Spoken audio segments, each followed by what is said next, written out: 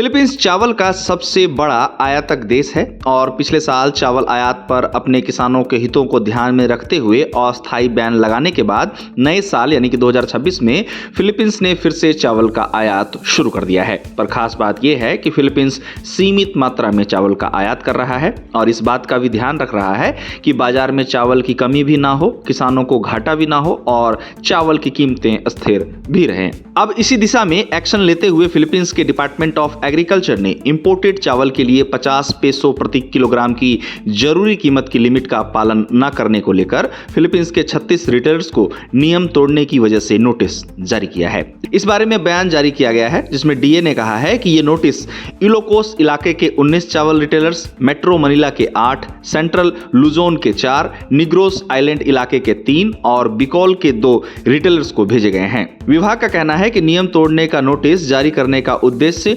तेज monitoring की कोशिशों का हिस्सा है। डीए का कहना है कि इस नोटिस का उद्देश्य साफ है कि जरूरी चावल कैप पॉलिसी का पालन पक्का हो सके और कस्टमर्स को गलत कीमतों में बढ़ोतरी से बचाया जा सके। बताया जा रहा है कि नोटिस जारी किए गए कई वेंडर पर शेल्फ लेवल बदलने पर नियम तोड़ने का आरोप है। मनीला के सैम्पलोक में ट्राबाजो मार्केट में एक मार्केट वेंडर को इंस्पेक्टरों के आने के बाद शेल्फ लेवल बदलने पर नियम तोड़ने का नोटिस मिला, जहां स्टॉल पर शुरू में इंपोर्टेड चावल के लिए 55 पेसो प्रति किलोग्राम की कीमत दिखाई गई थी। वहीं अलबांग सेंट्रल पब्लिक मार्केट में एक और रिटेलर को ऐसा ही नोटिस भेजा गया क्योंकि वह इंपोर्टेड प्रीमियम चावल 60 पेसो प्रति किलोग्राम बेच रहा था। साथ ही कई रिटेलर्स को लोकल चावल पर इंपोर्टेड चावल का गलत लेवल लगाने का नोटिस भी भेजा गया है। आपको बता दें कि हाल ही में जारी एग्जीक्यूटिव ऑर्डर नंबर 118 पूरे फिलीपींस में 5% टूटे हुए इंपोर्टेड चावल पर 50 पेसो प्रति किलोग्राम की एक महीने की कीमत की लिमिट को तय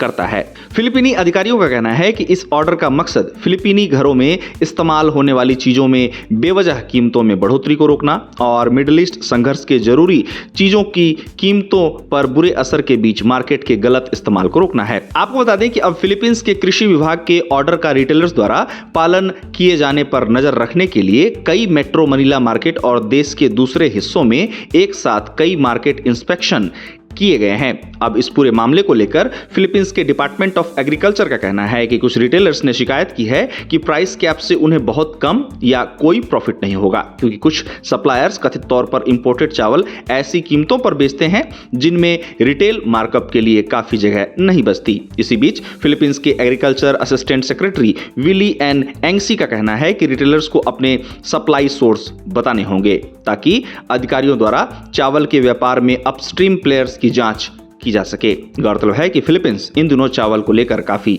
सावधानी बरत रहा है। इतना ही नहीं, फिलीपींस का लक्ष्य अब आयात पर निर्भरता को कम करना है और इस नीति के मद्देनजर फिलीपींस अपने घरेलू उत्पादन को बढ़ाने की कोशिशों में लगा हुआ है और इसके लिए फार्मिंग में डिजिटल टूल्स का सहारा भी फिलीपींस द्वारा लिया जा रहा है। डीए के सचिव पीटीयू लॉरेल इस बात को पहले ही स्पष्ट कर चुके हैं कि फिलीपींस ओवर लिमिट आयात नहीं करेगा। बता दें कि फिलीपींस अपने किसानों के हितों को ध्यान में रखकर ही चावल का आयात इन दिनों कर रहा है। फिलीपींस के चावल आयात के आंकड़ों की बात की जाए तो फिलीपींस द्वारा 2024 में लगभग 4.8 मिलियन मीट्रिक टन चावल का आयात किया गया था। वहीं 2025 में चावल आयात पर बैन लगाने से आंकड़ों में कमी आई। वियतनाम अभी भी फिलीपींस का सबसे बड़ा चावल निर्यातक देश बना हुआ है। अब चावल की कीमतों को स्थिर रखने के लिए सरकार के इंपोर्टेड चावल के लिए 50 पेसो प्रति किलोग्राम की जरूरी कीमत की लिमिट का पालन न करने को लेकर फिलीपींस के 36 रिटेलर्स को नियम तोड़ने की वजह से नोटिस जारी किया गया है, जो फिलीपींस में चावल की कीमतों को